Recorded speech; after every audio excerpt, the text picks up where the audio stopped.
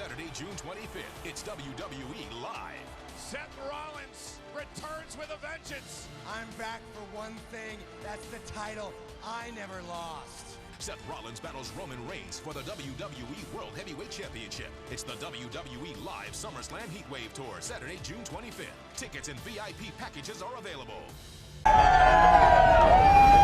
This is Mick Foley. This is Harley Race. This is Shelton Benjamin. This is Mr. Wonderful Paul Orndorff. This is the Monster Abyss. And this is Daniel Bryan. This is JBL, and you're watching the MWF. Be there live.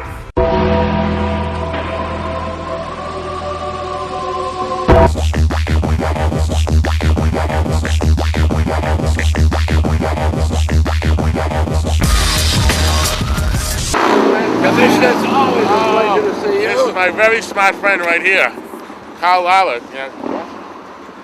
Kyle Lawler is jealous because this is the man right here. My good friend Johnny.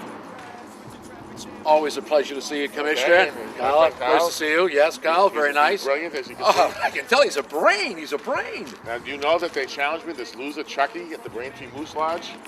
He wants to challenge me. Challenge you to I'm wrestling, I'm wrestling. and he thinks he's going to beat me, so he said if I win, I get the Moose Lodge. You know what, Commish? You know I got the dough. You know they got the boats, the women, the cars. My money's on you. We'll run the Moose Lodge together. We will definitely. Ah, we'll it's kick a some- deal, Commish. Oh, We're I love it. I love it. I can't wait. We'll give it a call right now. Oh, bye, Kyle. We'll see you later. Let's go make a deal. Ladies and gentlemen, we are back here on MWF Extra. As this program goes on, as we stated earlier, Commissioner Von Johnson is going to be having a warm-up for his arm wrestling match with Chuck at the Braintree Moose Lodge on December 10th at Holiday Headlocks, I should say. Right now, we have a very special guest, someone that's making a lot of waves here in the Millennium Wrestling Federation in a short period of time, the one and only, the illustrious Johnny Fabulous. It's a pleasure. Your pleasure, I might add. Johnny Fabulous, let's go back in time to MWF Soul Survivor 3, the Lynn Armory in Lynn, Massachusetts. Spectators saw you sitting in the crowd, taking notes, talking on your cell phone. You wore a suit and tie. You were probably the only person in the building with that on. You were having conversations all night on your cell phone. What was going on there? I was doing like any good person with money would do. I was scouting talent. I'm always interested in the best, and sooner or later you're going to find that out. Mr. Fabulous, we do understand that. As a man with your great wealth and reputation here in the Millennium Wrestling Federation, we know of that. But as the Lynn Street Fight match was going on, a bloody war with the Sandman, Todd Hansen, Bo Douglas, and Paulie Gilmore against Ox Baker's Army, apparently the outpatient was waving you to come to the ring. What was that all about? Well, he's one of the talent that I was interested in. When I saw him wave me in, I thought he wanted to say something to me, so I ran through the curtain, figuring it was important. Obviously, when I got there, it wasn't that important because if you saw the tape, what did I do? Looked up, said hello, said nothing's wrong, took off, left. That's that simple. Wait a minute. That's a bit of an exaggeration. In your eyes, Or maybe. leaves out parts of the truth. As you ran to the ring, you tossed some kind of a foreign object into the ring. I tossed nothing to anyone. Do you wear glasses? Yes, I do. Well, as a matter you of must fact. not have had them on that night. It wasn't a casual stroll you made towards the ring. You bolted. You looked like Ricky Henderson trying to go to break Lou Brock's record. And what I just say to you, the outpatient was motioning. It looked to me like it was in trouble. Could have been cardiac arrest. Could have been anything. I might have had to go on and get the commissioner. Please, don't accuse me. Don't you or any of those scumbucket fans that sat in that Lynn Auditorium that night, reeking and smelling. I wasted. You know you're getting me upset now? I'm not attempting to get upset. I just want to try and get some answers here for the fans at home. The answers. Look. Let me interrupt you one more time. Let me make one thing perfectly clear. You saw the show. You saw the match. Outpatient signaled. I ran down. We had talked earlier that night. He told me he was having chest pains. I thought there might be something desperately wrong with this man. Of course I ran down. You're going to run down to the ring in the middle of a match when he's managed by Ox Baker. I know, but he could have died in the middle of the ring. Ox didn't know what was going on. I was going to tell Ox what was happening. And you are accusing me, the fabulous one, of cheating, throwing something in the ring? I don't do those kinds of things. And when I found out, when I looked up and the outpatient said to me, it's okay. I had no reason to stay at ringside. I'm not a wrestler. I'm not going to get in that ring with those men. I took off. Johnny Fabulous, please. That you threw something into that ring, some kind of an object that you could wrap around someone's hand. It fit like a glove, only without fingers and spots for a thumb. No. Well, what was it then? You've got me confused with somebody else, because I'll tell you what, I threw nothing in that ring. I don't know what you're talking about. Threw something in the ring? I don't need to throw anything to anybody, because you know what? Just like I told you before, I buy what I want. I take what I want. I have more money than you and all those people in, where was I? Braintree, Massachusetts? Yes. In a goose lodge, a loose lodge? A moose lodge. A moose lodge. Correct. Yes, I think I saw that woman's head up on the wall. Please, I threw nothing in the ring. If you saw something white go up, oh, I know what you saw me throw up. Oh, now I know what you're talking about. He does have some medication. He does take medication for those pains. All I did was throw the bottle of medication up to him. So you expect the fans to believe that you threw him a bottle of pills for him to use as a weapon against his opponents? Where do you get this weapon stuff? Look, those... He used it as a weapon. I didn't throw anything up to him to use as a weapon. Those were his pills. Those people in Lynn, Massachusetts, look, they put their hands together like they do every Monday when they go get their checks to spend on their scratch tickets and 6 packs of beer. Don't you or those people or those idiots in Braintree accuse me of cheating. I don't cheat. Well, perhaps at the precise moment you ran to ringside to check on the outpatient, a fan threw the object into the ring. Is that what you'd like us to believe? Now, you know what? Now you might be talking. Because when I was sitting out there scouting the talent, there was a gentleman right beside me who was a little bit of a loose cannon, if you know what I mean. It's kind of like Joey L. You know, all the bells don't ring in the chapel. All the marbles don't roll in the same direction. I mean, this guy was up in everybody's face. He challenged 3 or 4 of the wrestlers. I'll bet you he's the guy that threw that in the ring. Oh, whatever it is you're talking about. Maybe that was the answer. Maybe it was Hollywood Ron Robinson with one of his hands. Maybe he tossed it into the ring. Could have been a plant outside that Ox Baker had, but I'll tell you right now, it certainly wasn't the fabulous one. All right, let's go back in time to Paul Bearer Appreciation Night, one of the matches we saw in MWF Ultra this month. Tag team title match. Once again, it was the Outpatient and the Big Islander Makua teaming up to face Todd Hansen and Bo Douglas. Once again, you make your presence felt at ringside. Why did you feel the need to come to ringside at this match? You weren't part of the audience. You didn't buy a ticket to this event like you did Soul Survivor. Why were you at the building? I took my limo from my mansion next door to the Kennedys, down there in the Cape, and I took my time to come up because I buy what I want, and I want the best, and I'm looking for champions. I'm looking for stars. They told me if I got to Millennium, I could be let into the locker room and I could scout the talent.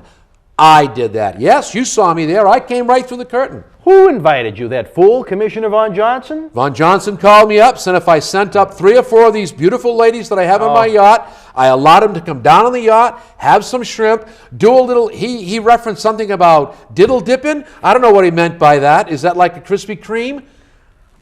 Johnny Fabulous, you're blowing me away with some of your comments right now. Yeah, I think you're trying to get a little bit off subject. You and Commissioner Von Johnson, I'm sure there's a little bit more than meets the eye in that scenario. Great guy. He's going to win that arm wrestling contest, and he's going to have the Goose Lodge. Mark my words.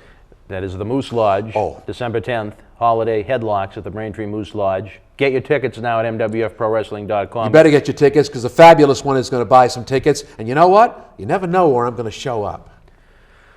That's the unfortunate part of it all. So during this match, however, in Lynn, you helped the Outpatient. This time, you didn't help the Outpatient in Makua at all. Ox Baker wasn't at ringside for this matchup.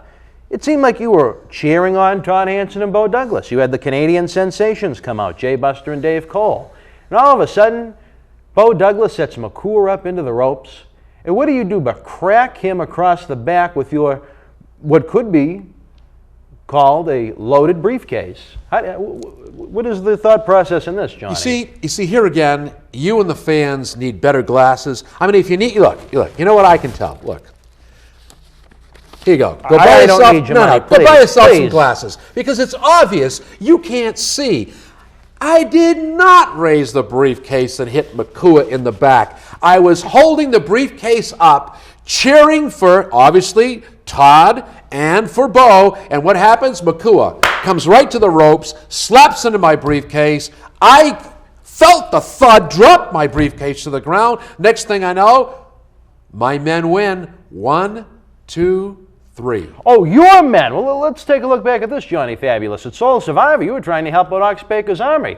They lose at Soul Survivor, and then at Braintree, here you are trying to help Todd Hanson and Bo Douglas. Now, just hear what you just said to me. You said I was trying to help them out at Soul Survivor, and they lost. If you don't understand what I'm all about now, you and those losers who sit in those seats, next time I come, I'm bringing Lysol and I'm bringing deodorant to make sure that those people don't touch me or breathe on me. I don't play or like losers. I travel with winners. Von Johnson's a winner. The boys that I was looking at last night, that tag team, they're winners. And there are a few more in that locker room that I would like to bring into, shall we say, the fabulous stable? Well, Commissioner Von Johnson has made it known to the MWF Board of Directors that you have applied for manager's license, similar to the little behind-the-scenes activity that Percy Pringle Paul Bearer partook in before he became the manager of the Trifecta. Is that something you're trying to do? Have you applied for a license?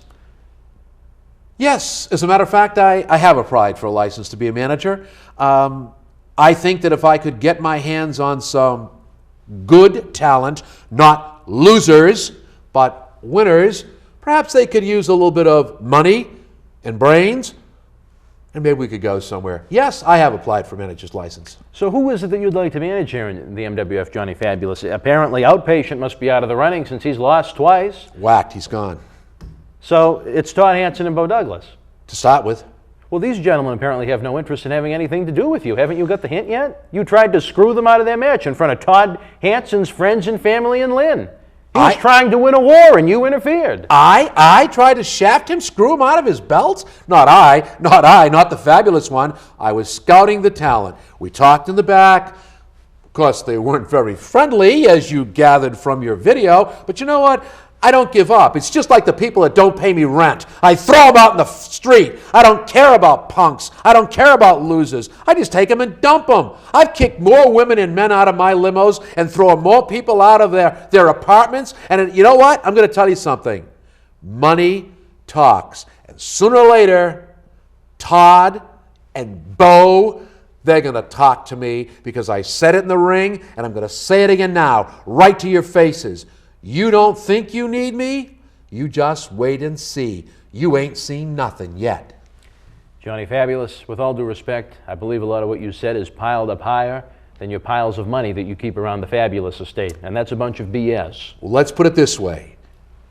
If you can't cash the check, don't write it. I can write them, and I can cash them. You know the old saying, don't cash checks your ass can't keep. Well, you know what? Let me tell you something. I write them, I back them, and there's no BS here, brother. It's all for real. The fabulous one is here. I know what I want. I see what I want. And you know what? Who's the punk that runs this show? Millennium. Who is he? What do you mean? Who owns this place? Who's the promoter? The promoter, Franklin D. Churchill, and the rest of the MWF Board of Directors? Well, you know what? I'll tell you what. I might start with a manager's license. I might, and no, I will get a manager's license. I will get the best talent. And you know what? If punks like you keep pissing me off, I'll just buy this promotion. I'm not a punk. I am a broadcast journalist. I'm trying to get answers for the fans. They ask questions. We have MWFProWrestling.com. We have webcasts. We have this television program. They see what goes on, and it's rather suspicious. But apparently you have evaded just about every question we've asked. Look, my man, let's make it real simple because I know you're like those fans. You need a job. That's why you're sitting here. Obviously, what do they give you, $10 an hour? Maybe 5 extra if you're lucky to work overtime. And those people out there, like I told you, in Braintree and Lynn, put your hands together like you do every Monday when you get your checks. They don't have, please, answer your questions. 1. Survivor Series, Soul Survivor Series, Lynn, Massachusetts. The outpatient was having medical problems. I ran to the ring thinking it was a medical emergency, tossed up these pills in a white container, and then he said to me, "Oh, okay, boss, brother, I'm all set." I took off. I left. My job was done. Whatever it is you think, you're wrong. Braintree, Massachusetts, I never touched Makua.